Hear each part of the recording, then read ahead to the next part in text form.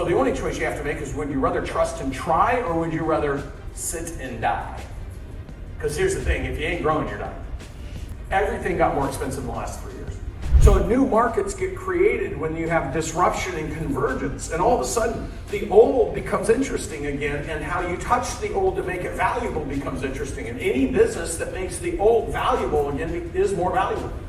And COVID really settled that in. So all of a sudden you see this explosion in the pool and spa. We had a $3 million pool and spa business in North Carolina, and they came to us and they're like, we need help. We've been doing $3 million a year, making 120 grand a year. We don't know how to run this business. So we ran them through our program. They came through the 10X 360.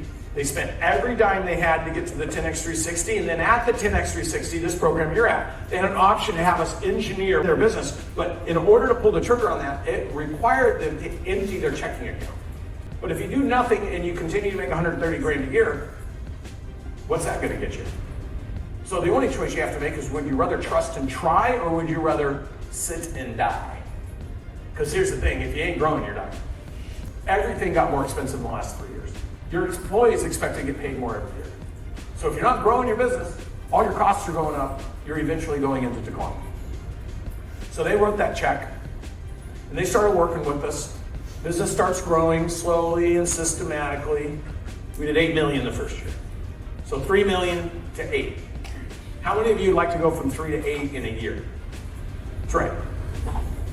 So all of a sudden, now we're actively managing the business. And we're looking at every single transaction. We're looking at the margins, the profitability, the size of the transaction, in order to create the sales approach of what would be the best kind of business for this business to get. And we noticed this transaction, and it was a fast transaction, it was a lower sales cycle, and it was the highest profit of a transaction. And we saw it come through from when they bid it to when it was completed and paid. And so we went to them, we said, what was this job for? I think it was like 90 grand. What was this $90,000 job? And they go, some guy in this neighborhood a young guy bought this house, and he wanted to put a mini pool and a cold plunge in the back. And he had a little tiny yard, so we went in and laid it out for him, and we did it. How many other houses are in that neighborhood? There are lots. It's one of the oldest neighborhoods in town. So we went and filmed a little video. We said, we're the #1 mini pool installer in town. I shot the video.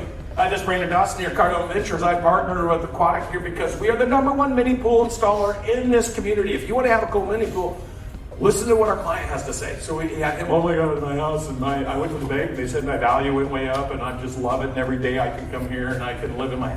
So all of a sudden, guess what? We went from 8 million to 22 million. Guess what we became? The #1 seller of mini pools.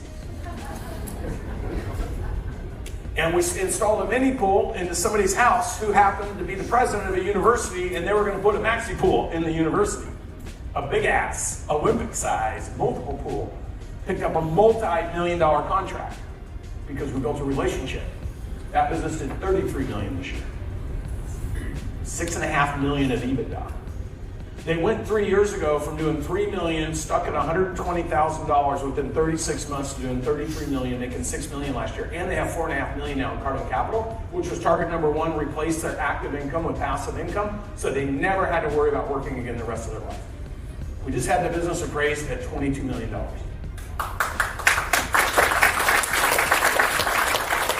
36 months. Everything can change fast.